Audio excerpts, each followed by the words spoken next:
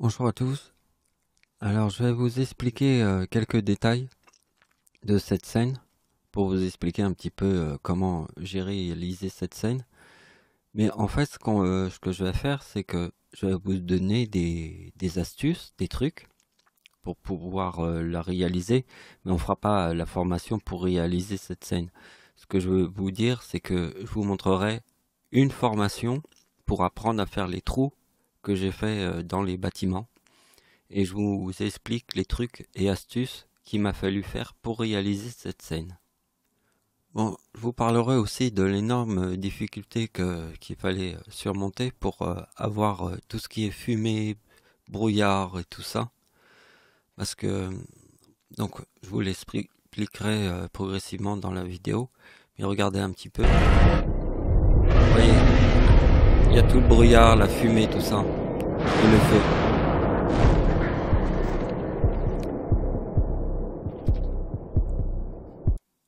Donc voilà, c'est ça qu'on va aussi en parler dans la vidéo.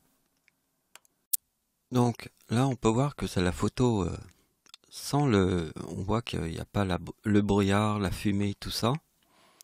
Si, on voit la fumée du feu, mais bon, on voit que c'est pas la même image. Parce que cette image-là, en fait, je l'ai réalisée, mais j'ai rajouté après tout ce qui est fumée. Parce qu'en fait, mon ordinateur peut pas enregistrer ça. Parce que pour enregistrer la fumée seule, juste la fumée avec de la transparence, c'est 3 minutes la photo. Hein. Juste la fumée. Je vous parle pas du feu, hein. Je vous parle pas de tous les éléments qu'il y a dans la scène. Juste la fumée, c'est 3 minutes la photo. Alors ça, on va en parler vers la fin de la vidéo. Donc maintenant, je vais vous parler des bâtiments qui sont là. Donc j'ai fait ça à partir d'une photo.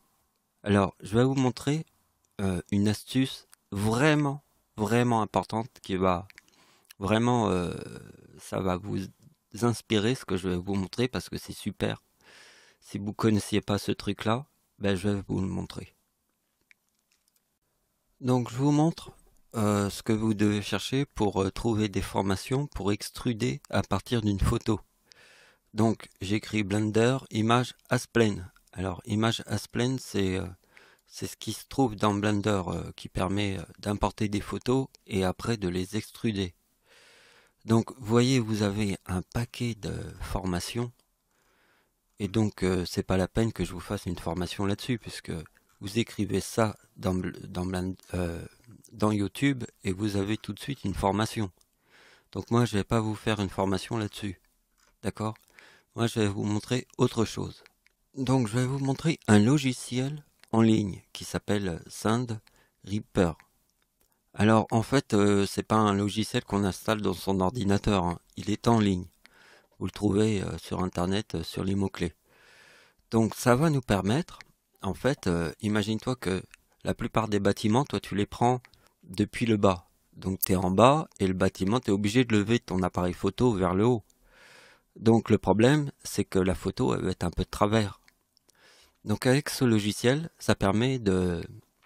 je vais vous montrer un petit peu comment ça marche. Donc je vais importer une photo. On va essayer celle-là. Voilà. Donc, vous voyez que quand vous prenez une photo, vous êtes en bas. Et donc les bâtiments, ils seront presque toujours comme ça. D'accord? Ce que vous voudrez réussir à avoir, c'est une photo qu'elle soit vraiment comme si vous étiez en face du truc à la même hauteur.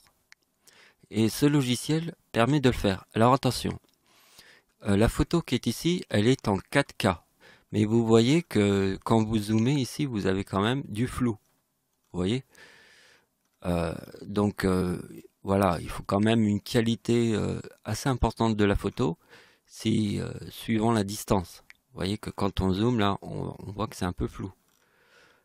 Et c'est quand même une photo en 4K. Hein. Alors regardez bien, vous prenez la petite grille qui se trouve là, vous la déplacez.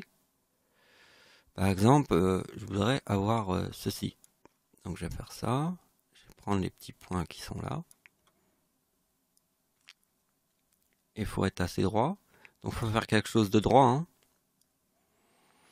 Voilà. Et voilà. Et ici, vous avez le résultat que vous pouvez après. Alors, c'est ça la magie.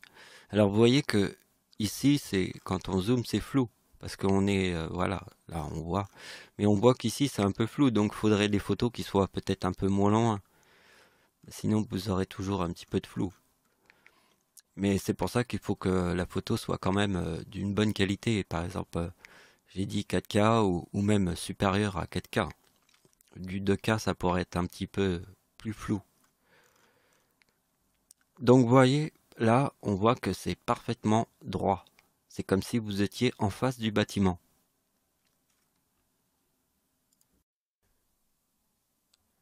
Donc voilà, je vous ai dit au début de la vidéo que j'allais vous faire une formation. Donc la formation que je vous fais, c'est pour apprendre à faire un trou comme ça. Mais regardez bien que dans le trou, vous voyez qu'il y a une texture qui s'est appliquée dans le trou. Regardez bien qu'ici, on voit qu'il y a la texture, mais il y a une petite foire, hein. On voit que là, mais là que ça marche bien. Vous voyez qu'il y a une texture à l'intérieur du trou. Alors, je vais vous expliquer comment ça marche. Et après, je vous donnerai des astuces que j'ai utilisées pour faire la scène, mais ça ne sera pas une formation. Parce que dans cette vidéo, il n'y a qu'une seule formation, c'est pour faire le trou que j'ai fait là. Alors, je peux vous expliquer pourquoi il y a eu une petite foire au niveau de la texture. On voyait du blanc alors que normalement, c'était pas ça. C'est parce qu'en fait, quand j'ai extrudé les bâtiments, j'ai beaucoup utilisé le couteau. Et donc, en fait, le couteau, ça hache le maillage. Vous voyez, ça abîme le maillage. Et donc, je sais que la raison, c'est ça. Ça peut être que ça, parce que le couteau, ça, c'est pas quand on fait des arêtes de boucle où tout est parfait. Quand on utilise le couteau, il y a beaucoup de choses sur le maillage qui se passent. Donc c'est pour cette raison que il a eu beaucoup de difficultés à percer le trou. Des fois, les trucs disparaissaient, donc c'était un peu la galère. Donc voilà, pour l'exemple, on va faire sur quelque chose de propre. Vous voyez le cube, voilà, il n'y a pas d'artefact sur le cube, tout ça. Donc ça va le faire.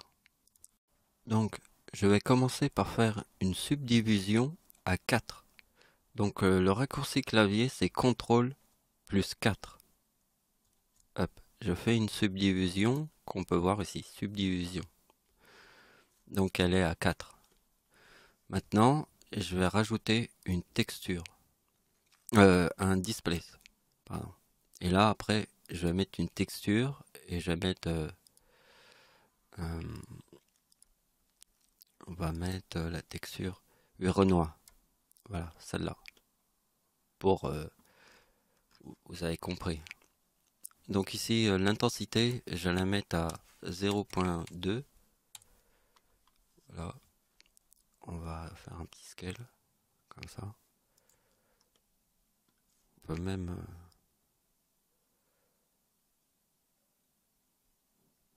alors là, voilà. Un peu plus, comme ça, voilà. Ça, c'est bien. Donc, ce qu'on va faire, c'est qu'on va le mettre en wireframe, en transparent, pour pas qu'on puisse voir le booléen. Donc, je vais ici, objet property, et là, je vais dans viewport display, et je vais mettre bound, comme ça. Voilà. Et là, après, on va l'encastrer dans le mur.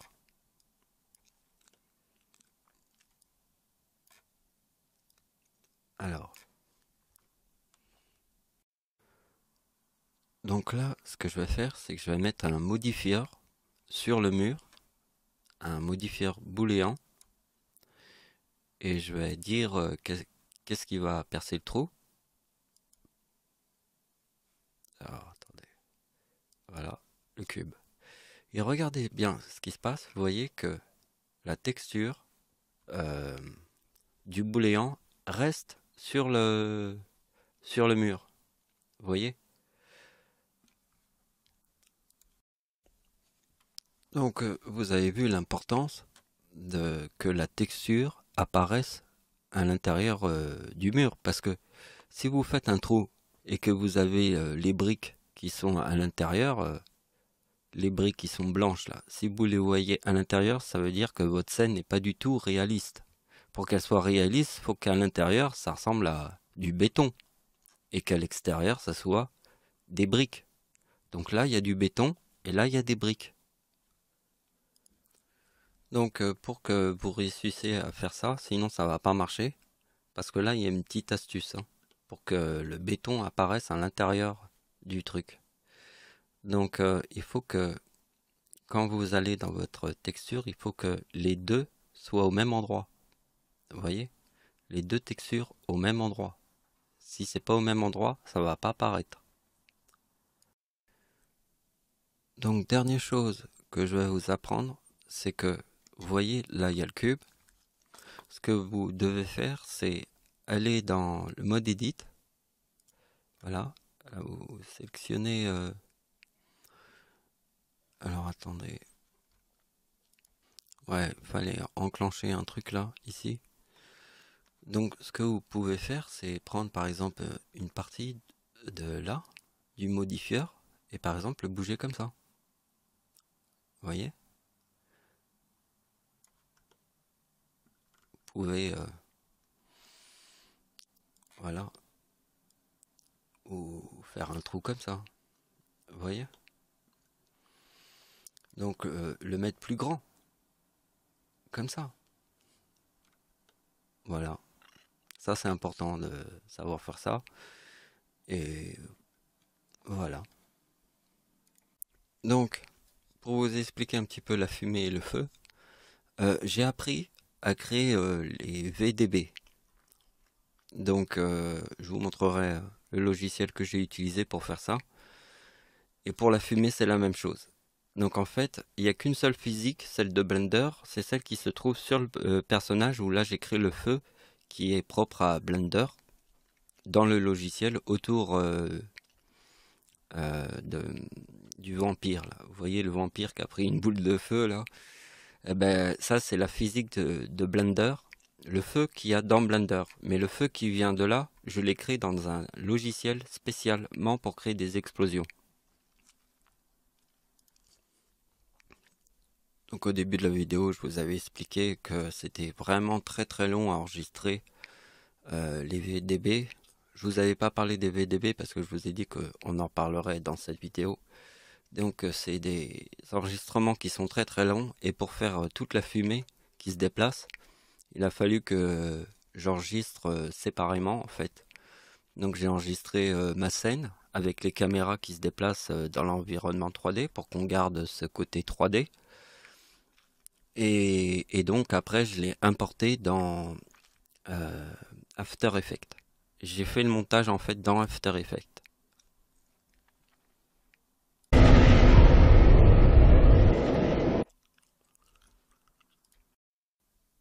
Donc vous avez compris que la fumée, je l'ai enregistrée tout seul. Ça veut dire qu'il n'y avait rien, la scène était vide.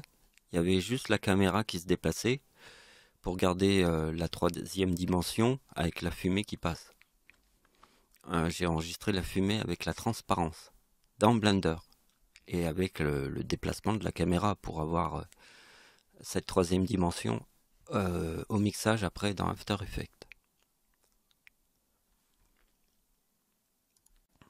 Donc voici le logiciel que j'ai utilisé pour faire le feu. Donc le feu je l'ai fait à l'extérieur de Blender et je l'ai importé après dans Blender avec le logiciel qui s'appelle Ambergen. Donc c'est un super logiciel mais il n'est pas donné.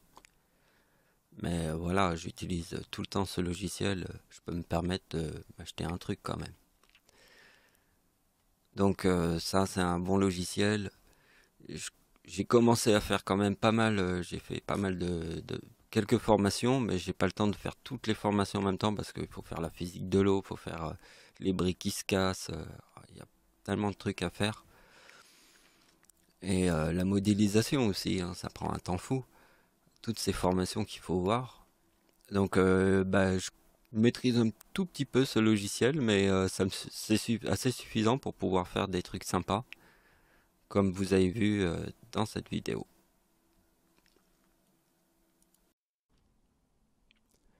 Donc pour la fin de la vidéo, je voulais vous montrer sur quel tuto je travaille en ce moment. Alors c'est une sacrée formation, hein. Elle est très compliquée, c'est cette formation pour faire une arme comme ça, un petit peu de science-fiction. Et d'entrée, le prof il dit si vous n'avez pas suivi les bases, vous pouvez pas comprendre cette formation. Donc ben, je commence et j'ai eu beaucoup de difficultés, hein. Donc ce que je fais, c'est que dès qu'il m'apprend une nouvelle fonction, eh ben, je vais faire plein de formations différentes sur cette fonction et je vais la décliner sur plein de façons de faire, sur d'autres exemples. Voilà, je vais faire mes trucs. Donc en fait, cette formation, je vais mettre beaucoup de temps à la faire parce que en fait, je vais bien analyser, essayer de mémoriser les trucs, refaire les trucs. Je vais pas faire comme j'avais fait avant. Je vais vous montrer. Donc ça, c'est l'arme que j'avais fait à une époque, il y a pas longtemps. Mais voilà, cette fois-ci, je vais vraiment faire la formation, essayer de mémoriser, d'essayer de voir si je peux réutiliser ces techniques sur d'autres projets. Voilà, c'est ça que je veux faire. Parce que là, j'avais fait toute la formation et puis après, j'étais passé à autre chose. Mais c'est parce qu'en fait, à ce moment-là, je faisais un clip vidéo et du coup, j'avais besoin de faire des projets pour mon clip vidéo. Alors que là, bon, j'ai fini mon, mon petit film. Donc du coup, je me concentre plus sur les formations en ce moment. Donc, vous voyez, j'avais fait ça à l'époque. J'avais fait aussi ça aussi, ça a été une grosse formation pour faire la tête du robot là. Ça, j'avais galéré pour faire ça. Voilà. Et aussi là aussi avec les tremblements de terre là. Ça aussi, c'était de la physique. Donc je vous montre un petit peu. Là, je suis vraiment au début de la formation, hein. C'est pour faire l'arme. Mais vous voyez que j'ai galéré, mais j'ai réussi à aller jusque là et j'ai tout fait. Donc après, il y a d'autres trucs, je sais pas ce que ça va être, mais déjà, j'ai réussi à faire ça. C'est le début, hein. Mais déjà, il y a des tas de trucs, hein. Franchement, j'ai cherché... Ah ouais, j'ai cherché, hein. Mais j'ai trouvé. Voilà. Donc après, on verra. Je mettrai sûrement... je vais essayer de créer un robot, je sais pas quoi. Ah ouais, j'avais peut-être le projet avec une voiture. Bon, ça, je vous dis pas, hein, ça sera la surprise. Bon, merci de m'avoir suivi. Au revoir.